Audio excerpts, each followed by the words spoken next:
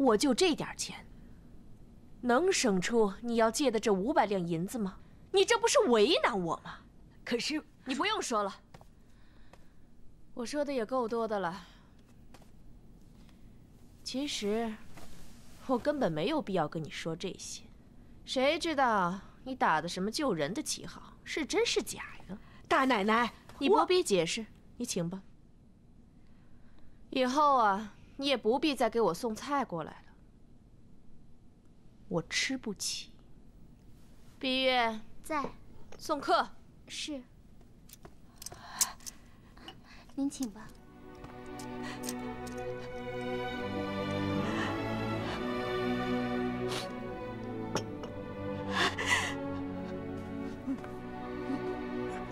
板儿，姥姥，走。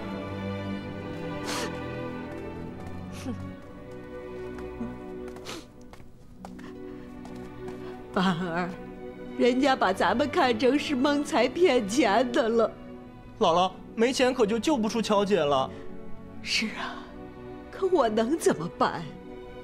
这500两银子，咱穷人家，就是一辈子也挣不来这些呀。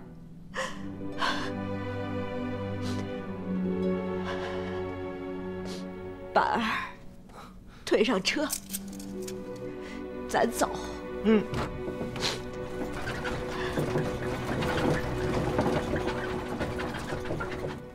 我送给门房的官差几两银子，他允许我到处瞅瞅，真是太惨了。大老爷、二老爷、右大爷、连二爷全都给加号了，好可怜呐。库房的东西都给抄空了，各房的大小主子、姑娘、丫鬟、小厮们全都给驱赶到那里，就跟牲口一样压着，就等着明天再押到崇文门去变卖了。哎呀，这么大个家，就呼啦啦的，就这么眼瞅着完了。好了，你别说了。齐姐姐，明日我要到崇文门那边去买人，至少双儿和麝月一定要买回来，不然秦哥哥痛也要痛死了。你那笑面虎一般的老师，他是把围着云翠庵的人都给撤了，可这园子的大门还是不准出入。你要去崇文门，你再去求他呀。我才不求他，我就这么出去，看他能把我怎么着。住持，吴姥姥来了。哦，她从河乡村回来了，是来取菜钱的，快让她进来吧。是。玉儿师傅，求求玉儿师傅，大慈大悲呀，还给我这老不死的几个钱，救救乔姐吧！求求玉儿师傅了！快把姥姥扶起来！师傅，兰儿，今日的功课做完了吗？是的。兰儿，你有什么事吗？是我乔姐妹妹的事儿，儿子觉得咱们应该救她。你是责怪我没给吴姥姥钱吗？不，儿子不是说这个，儿子是说多少总该给些，也是个心意嘛。胡说！你在这家里管着钱吗？你从小到大，我是如何让你不缺吃不缺穿的？你所用的钱，都是你娘从牙缝里抠出来的，才供养你成为这个武举人的。娘，儿子说的不是这个。我告诉你，那500两银子我是有的，可是那是我的钱，只能花用在你我身上。至于别人，任凭他有个什么大慈大悲、救苦救难的大用场，他跟我没关系，我管他不着。无毒不丈夫，你知道他的意思吧？娘，这个孩儿知道。不，你不知道。人活在世上，该把心肠硬起来的时候，就一定要硬起来，不然，你就是个没出息的。这就是这话的意思。真是让人想不到，大嫂原先不是这样的人。林姑娘，咱是个粗人，可咱是不说瞎话的。乔姐遭了难，那朱大奶奶别说不拿银子出来救人，就连一句怜惜的话都没说。哎，这茶淡些，你喝口解解渴。好。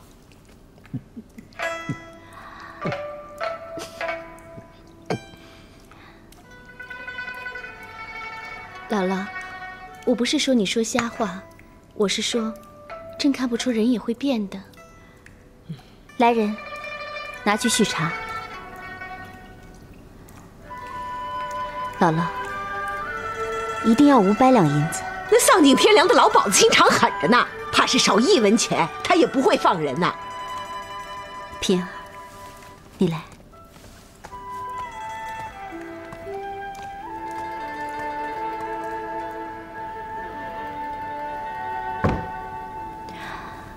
那么一大笔现钱，你知道我这也是没有的。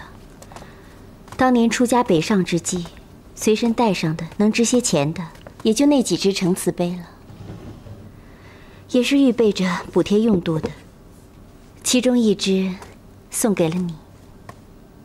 你送我那一只，我摔了。我知道。如今，我的家底儿可就剩下这个了。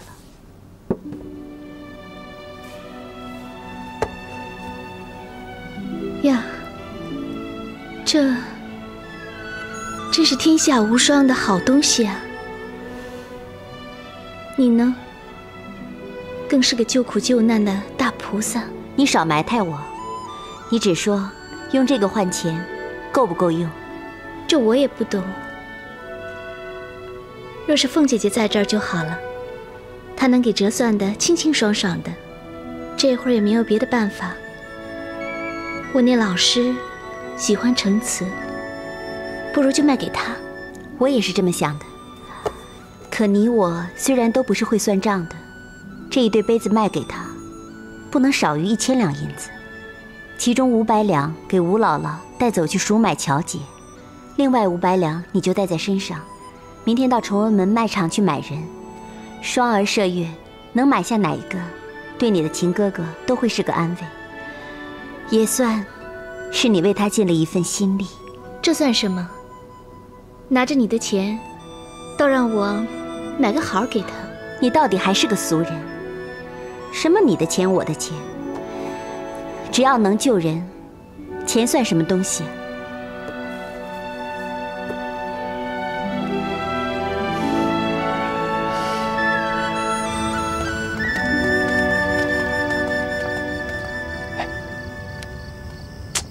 老天爷，你看见没有？这就是我跟你说的那个，啊，就咱们家惊堂大人那个，哪个呀？你睁眼瞎呀？哪个最美？你瞅不出来呀？来了您呢？劳烦这位官差，我要见你们的惊堂大人。啊，没问题，听见没有？要见惊堂大人。小的这就亲自引着姑娘去。请，我来，姑娘，这边请。多谢了。哎呦，真好啊，太好了！又来了，他又来了。哎，萍萍啊，这又是那位奇遇师傅的？是，他要我拿来的。哦，他这是要换钱的吗？嗯，这么多，100两，1000两。怎么，老师拿不出来吗？啊，到这会儿，总该超出1000两银子了吧？现银确实不多，可1000两还是有的。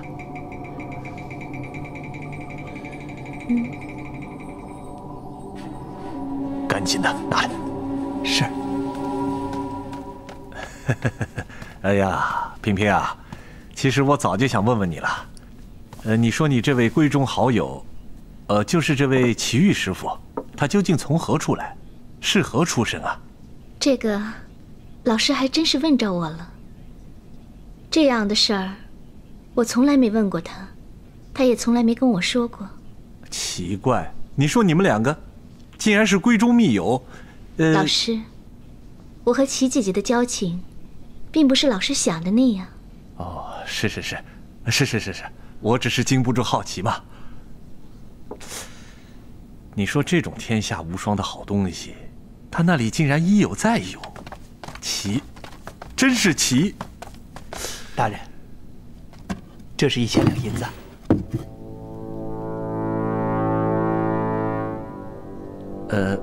给林姑娘装起来吧。是。快快。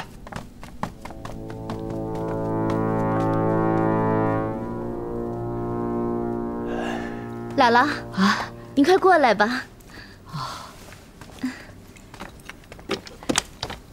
哎呦，吴姥姥，这是500两银子，你拿去救人吧。玉儿师傅，您真是活菩萨呀！玉儿师傅，你半个儿，你还喝你？快跪下，给菩萨奶奶磕头！给菩萨奶奶磕头！好了好了，快起来吧。磕头。再说我也不是菩萨，哪能不是啊？这么好的心肠，乐善好施，人又长得美，你要不是菩萨，还谁是啊？行了，姥姥，你要再说他是菩萨，银子可就收回了。哎呦，不，给我吧，谢谢。哎，走。姥姥，你慢点儿。哎，姥姥，您听我说啊，把乔姐救回来啊，也跟石姑娘说，一时没别的地方去，就让他们到这里来。是，我一定跟他这么说。姥姥，您慢走。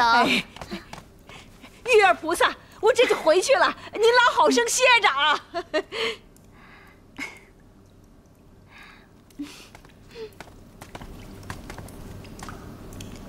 快，把这2个杯子拿出去，砸了它。是。他喝你一回茶，你砸一回杯子。既然人家肮脏，又送人家银子，还真是匪夷所思。你少把不相干的事情纠缠在一起，这根本就是2回事儿。对了，齐姐姐，不知你这云翠庵里可有男人的衣裳？做什么？我明日要去崇文门，这个样子怕是不太合适。这倒也是。你要是这个样子啊，往那儿一站，别的眷口再也没得买卖，所有银子都来买你了。哎呦，齐姐姐，你原来也是个坏人。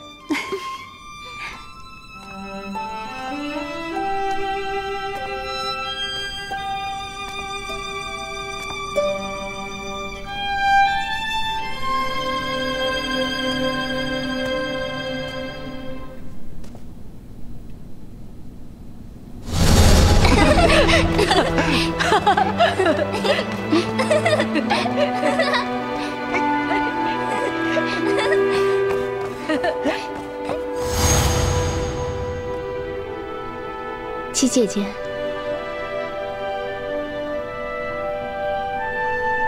这是他的。分手时，是我向他讨要了这身衣裳，幸亏是他的少年衣装。若是他现今穿的，我怕是还穿不来。穿衣罢了，那么多话。是我多话，不多话了还不行吗？明日崇文门发卖卷口，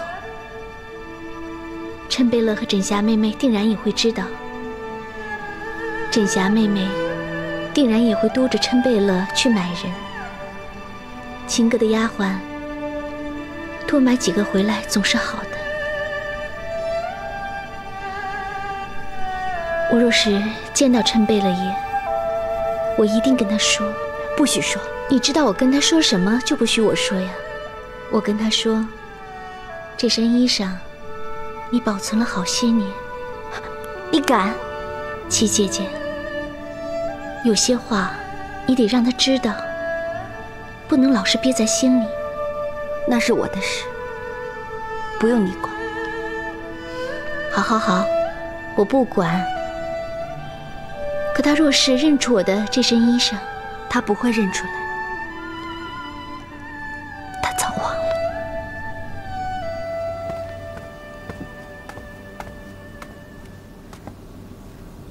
了。哎，霞妹妹，妹妹，你来了。来，坐。来，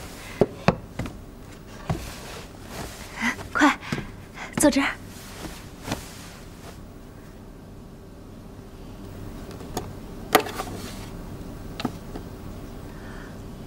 这是我做了少福晋之后攒下的，你们都拿去吧。这怎么可以啊？都是你随时要用的。薛姐姐，艾哥哥，若是你们能理解，我希望用这些换回那2只绿玉斗。哦，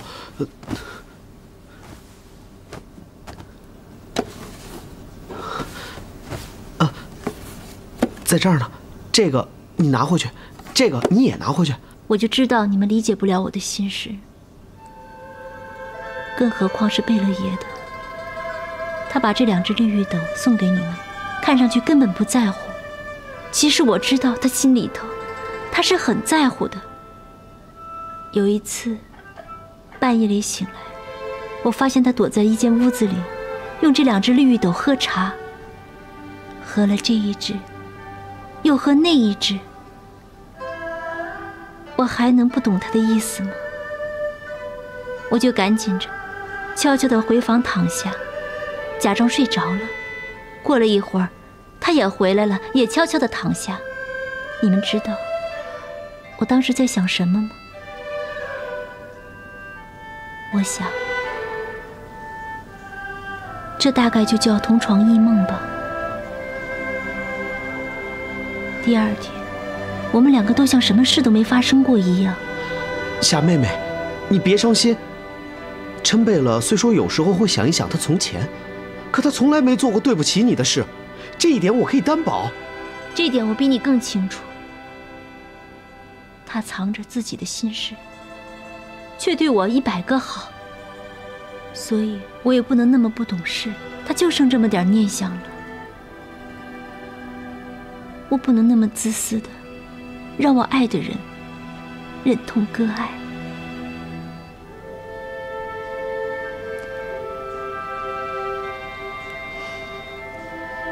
薛姐姐，艾哥哥，那我拿回去了。哎，拿去拿去，拿回去，拿回去，快拿去。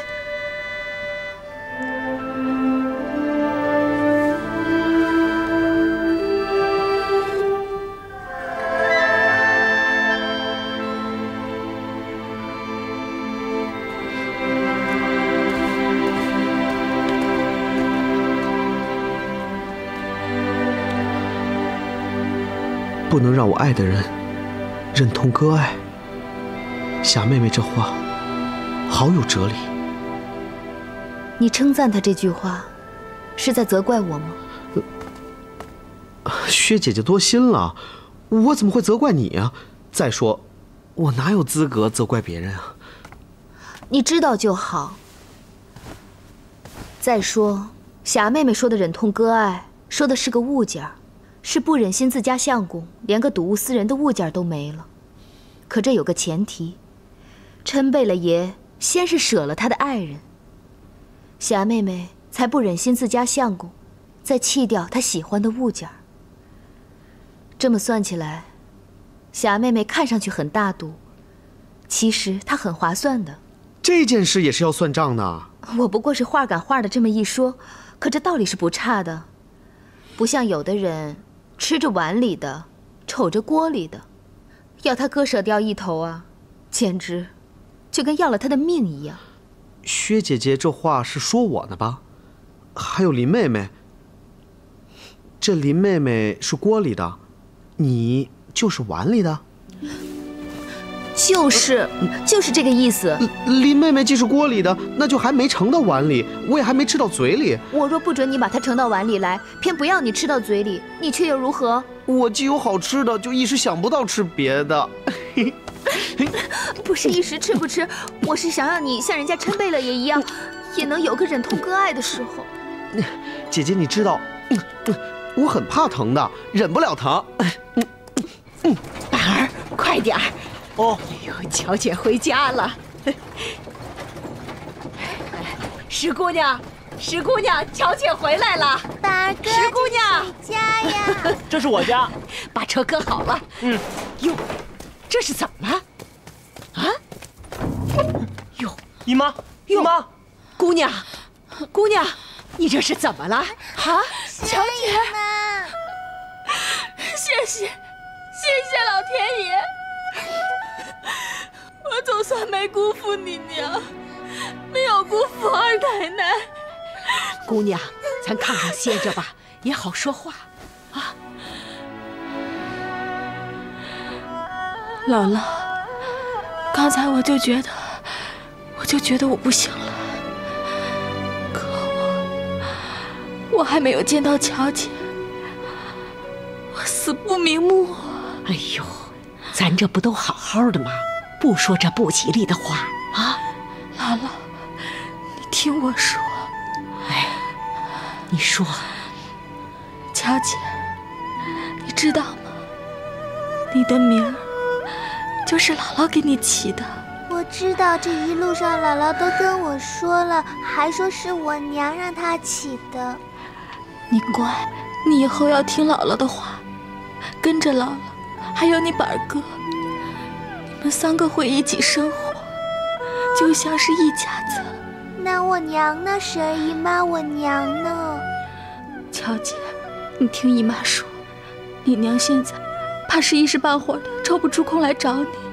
为啥姨妈？我娘为啥不来找乔姐？她不喜欢我了吗？乔姐，你先别吵，先听姨妈跟你说，你娘喜欢你，这天底下，你娘最喜欢的也只有你，所以你娘才要你从今往后安安生生的跟着姥姥，还有你板儿哥哥一起生活。你只要听话，你娘总有一天会来看你。我听话，我听话，婶儿姨妈，你让我娘快来吧，快来吧。那你就要先听我的话。你本是大家族的小姐，往后就要过着清淡平常的日子，跟着姥姥，还有你板儿哥哥。我知道，我知道，婶儿姨妈，还有你，还有姥姥，还有板儿哥哥，咱们先一起过，等着我娘来。姨妈，恐怕要先走了。你要去哪儿啊？我不让你走。我也不想走，可这是天意，抗不得。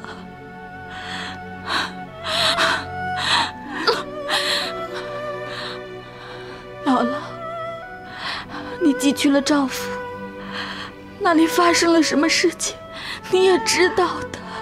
哎呦，我这老不死的，我全都看到了。那你就该知道我的意思，懂我刚才跟乔姐说话的意思。我懂，我懂。莲儿奶奶不在这儿，我不得不代她先做主啊。石姑娘，你有什么话你尽管吩咐，我全都应着。姥姥，你靠近些。你说，等乔姐长大些，就做你家的儿媳。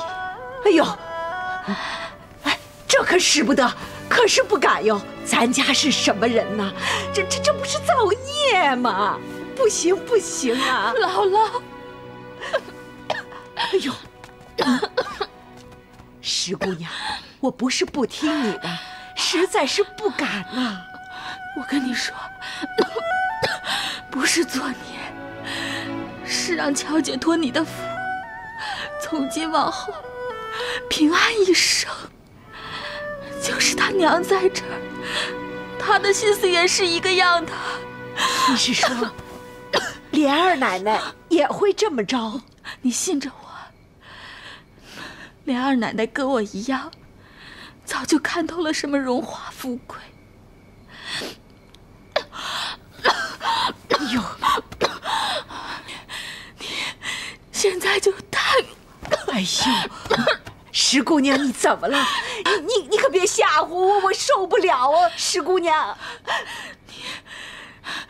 你先答应我，先答应我。行行行，我应了你，我应了你了，你就放心吧，我应了你了，你放心。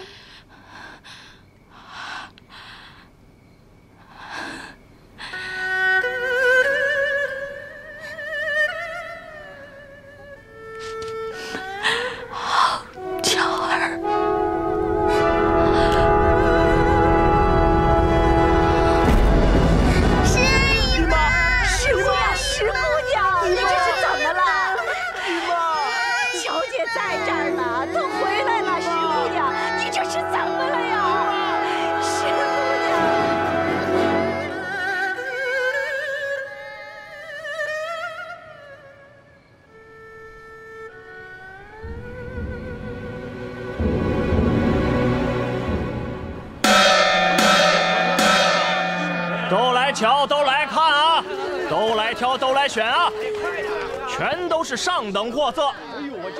买卖公平，按质论价，老少无稀，机会难得啊！过了这个村儿，可就再没这个店了。嘿，你让我们买，我们总得仔细看看嘛。就是啊，那就上来吧。哎，好嘞。哎，等等，别一窝蜂全上来啊，一次来10个，看完了赶紧给我下去。哎，好嘞，好嘞。哎，来，走。先上来。哎呦。这个好，嘿嘿，我瞅上这个了。来，您给我过来，我瞅瞅，哎，不错，哎，就你了，哎，怎么？哎，摸摸就算了，别没完没了的。这买东西嘛，总得仔细瞧瞧啊。对啊，你到底是买还是不买？当然买了，来，就这个了，过来，就这个了。不是我小瞧你，就这个。你买不起，你瞧不起我？这是府公府秦二爷房里唯一的贴身大丫头，你能买得起？做梦去吧！我还就要定这个了，出个价吧你。这个数你买得起吗？呸！她再尊贵，她也不就是个丫鬟吗？我出5两银。5两银子？做什么美梦呢你？看清楚了，这是府公府丫鬟里面的花魁。5两银子，你当是买葱买蒜呢？难不成50两？呸！500两，500两，你杀人呢你？想什么呢？500两，杀人吧你！就知道你是上来起哄。我不要了，都给我听着啊！今日赵家卷口发卖，不是不让你们讨价还价。可这些个卷口，个个都是有底价的。可若是有哪位爷一把全都给买断了，那这个价格嘛，我们家老爷说了，那就好商量了。都听清楚了吧？哎，你看，府公府的双儿姑娘，我买了。哎呦！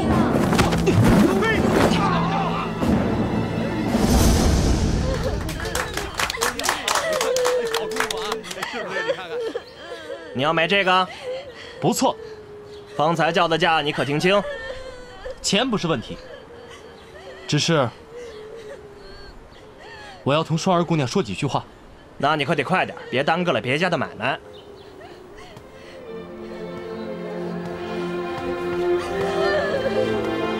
双儿姑娘，你知道我对你的心意，我只问你，你可愿意跟着我？你也知道我的，我是跟着秦二爷的。那是以前，我说的是今后。我若是说不愿意跟着你，我知道你就不会再数我了。你愿意吗？你知道，好女不识二夫。我与秦二爷虽然没有夫妻名分，可我早就是他的人了。假如我又跟了你，便不再是好女人。我不在乎，我只问你，是否愿意跟着我？不，你不愿意让我救你？你可以救我，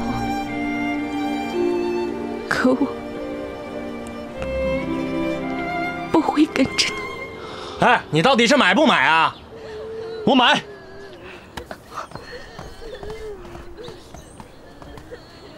拿来吧。拿去吧。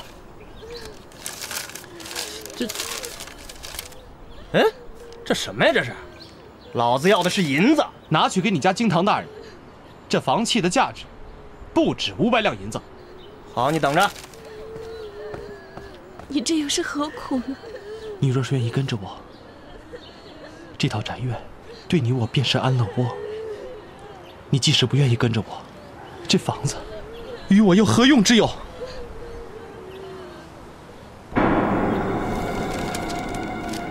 你看看，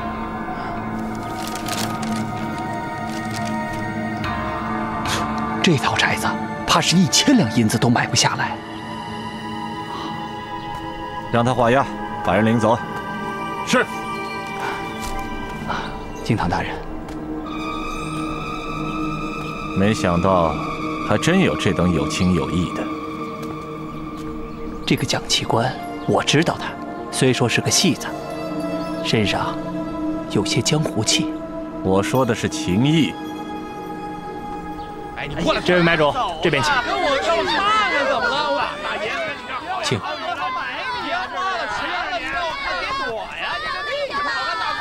这儿，你签个字，画个押，人你领走，咱们这儿就算两清了。真是哎，是不是锦衣玉食，还是吃香喝辣？对。哎呀，跟我走，我错不了。双儿姐，先跟我离开这儿，然后你再走。多谢。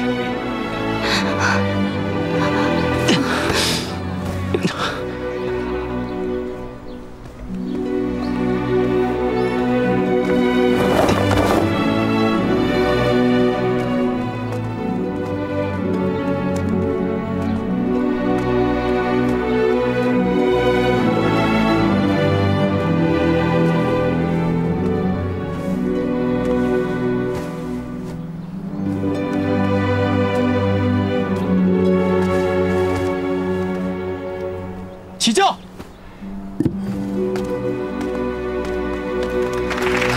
瞧瞧人家，嘿，人家就是有钱，自然抱得美人归嘛。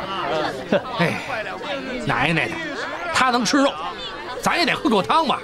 喂，我说，有没有便宜点的？有啊，就是怕便宜的你还是买不起。是吗？哎，喂，这个丫鬟，要多少银子？这个3两银子。3两？哎，这丫鬟我早就看上了，你跟我抢啊？那你出个比她更高的价，我就把她拍给你。4两银子。嗯，好，这个丫鬟就……哎，等，我出5两，6两，老子出6两，7两，我出8两，我出9两，10两，好，10两。你小子够狠啊！行，你等着。嘿，跟我抢，走。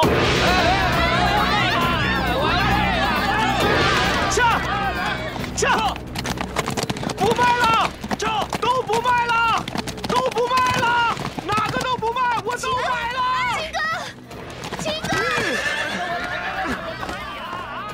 不卖了！不卖了！哪个都不卖了！都来了！他们全都来了！今日卷口发卖，好像还有一个目的，就是引蛇出洞啊！这个是京堂大人运筹帷幄的大图谋。我是要引出他来，可我们要他也来。秦哥，不卖了！秦哥，不卖了！秦哥，不卖了！我都买了！秦哥，这一对痴男怨女，这个来了，那个也不会落下。他是我的，我的，我的！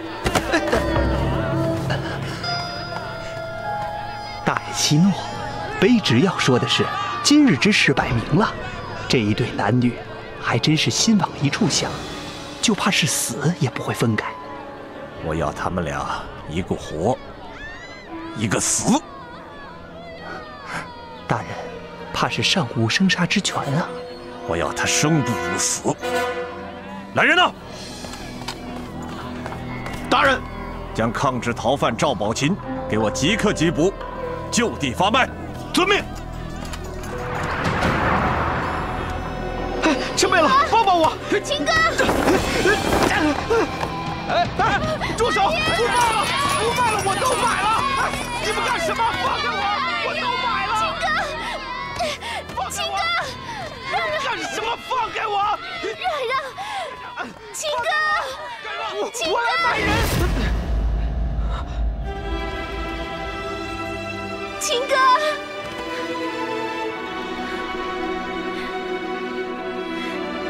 林妹妹，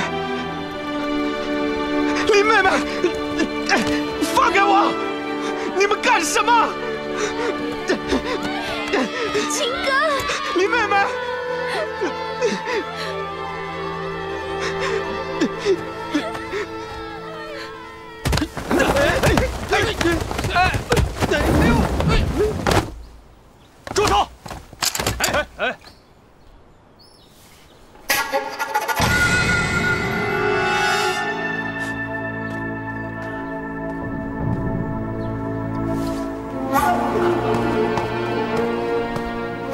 这个可不好惹呀。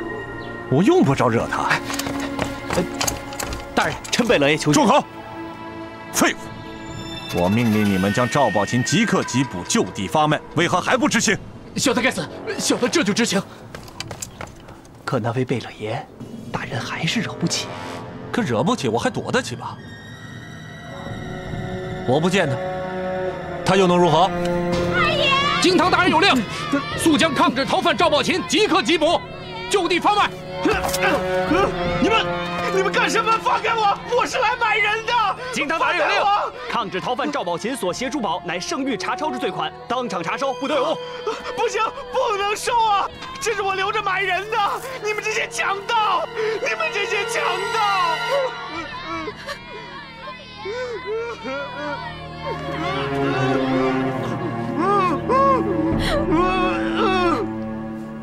哎，贝勒爷，本贝勒要见你们京堂大人，你们为何不通禀？贝勒爷别再为难小的了，小的不是不通禀，是京堂大人太忙了，没工夫听小的通禀啊。你这是什么意思？也没别的意思，就是贝勒爷的威风，今天怕是不管用了。放肆！贝勒爷，好，你家大人即使不来，本贝勒亲自去见他。贝勒爷您留步啊！你们去告诉赵世飞，本贝勒绝不会就此罢休。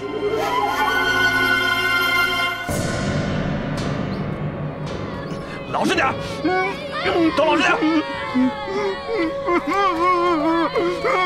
还不赶快放卖！都来瞧，都来看啊！府公府的赵宝琴，最上等的货色，机会难得，都来拍，都来买啊！这谁会买它呀？买回家干什么呀？又不能干活，让他勾引我老婆呀？哎，话不能这么说。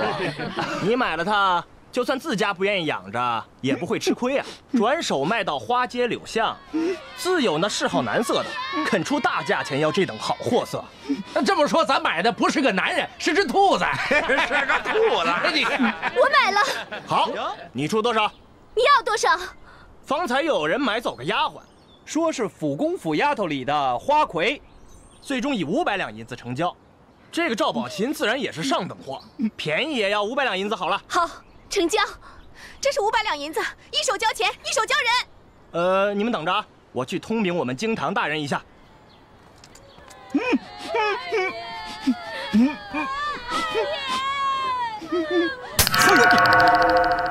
500两银子，谁要你卖这等低价的？大人，这个价很高了，这男人不比女人不好卖。放肆！重新叫价。叫多少？5000两，5万两，50万，500万，就是不能让他把人给我买走，明白吗？